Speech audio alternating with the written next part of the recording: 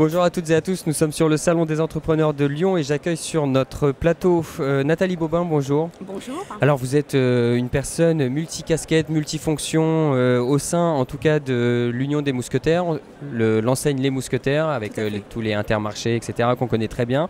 Vous êtes également en charge d'un magasin, c'est ça? Oui, sur la région dans le 3e arrondissement de Lyon à côté de la gare Pardieu. D'accord. Alors, Nathalie, est-ce que vous pouvez nous présenter déjà l'enseigne, nous rappeler un petit peu les quelques chiffres clés Bien sûr, l'enseigne l'enseigne est une enseigne diverse puisqu'elle regroupe plusieurs activités. Nous sommes présents sur le territoire depuis très longtemps puisque la scission a eu lieu entre Intermarché et Leclerc en 69. Donc à partir de là, Inter s'est lancé avec une vision de le moins cher pour tous et le mieux-être pour tous. Donc au sein de cette enseigne, elle s'est développée déjà l'alimentaire. Nous ont rejoint ensuite les autres enseignes, donc les centres auto, les restaurants qui sont maintenant Poivre Rouge, Bricomarché et dans l'alimentaire, Inter et Netto. D'accord. En termes de développement pour l'enseigne, quels sont les objectifs, les enjeux? Nous avons 3551 points de vente, toutes enseignes confondues, la plus grosse partie par l'alimentaire.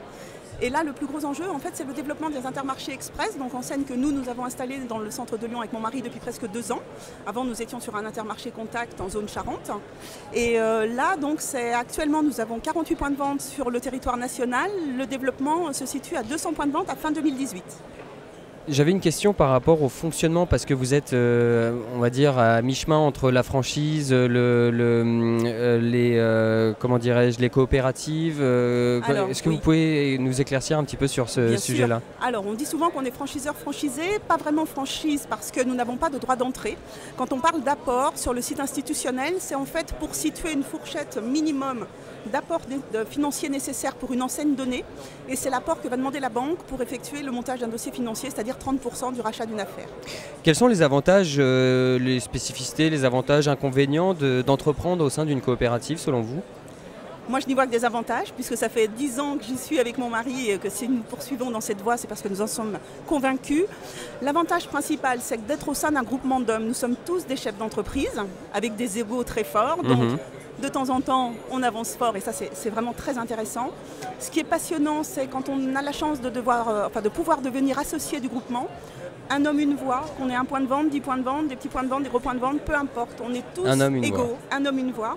Nous prenons les décisions ensemble et surtout, nous faisons fonctionner le groupement avec des personnes que nous recrutons dans l'extérieur qui ont les compétences données et toujours en binôme avec des adhérents dans le cadre du tiers-temps. Donc nous donnons un tiers de notre temps, bénévolement bien évidemment, par semaine à des fonctions. Donc moi j'occupe la fonction de responsable recrutement des futurs mousquetaires au sein de la région Centre-Est.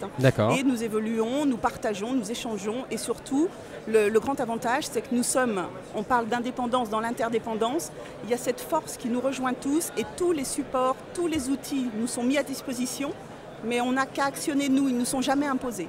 D'accord. Voilà. C'est pas trop difficile quand même de prendre des décisions quand on est des dizaines de personnes? Après, voire plus. Quand on va tous dans le sens commun, l'avantage il est là.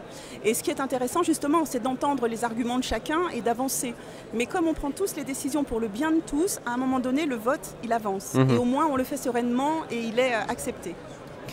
Donc chaque personne, chaque adhérent, on peut dire, a un rôle à jouer au sein du groupement. Bien sûr. Et qu'est-ce qu'on fait quand on est adhérent? Alors, on a bien évidemment déjà son premier tiers-temps, c'est son point de vente. Parce que c'est une aventure extraordinaire que souvent on vit en couple. Et on a cette chance de pouvoir s'investir dans le groupement, donc comme je l'expliquais, par le biais du tiers-temps, mais qui peut s'effectuer selon son souhait, parce qu'on peut s'investir de façon très, très importante. Il y a des unités de production à gérer, il y a des tiers-temps à l'international, on est quand même présent sur le territoire à l'international.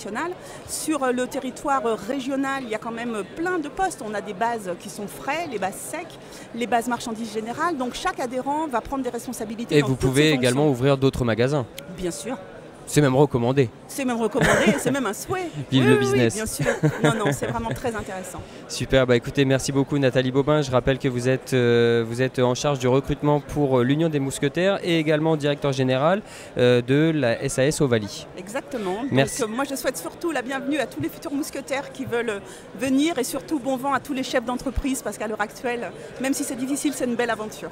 Le message est passé, merci beaucoup.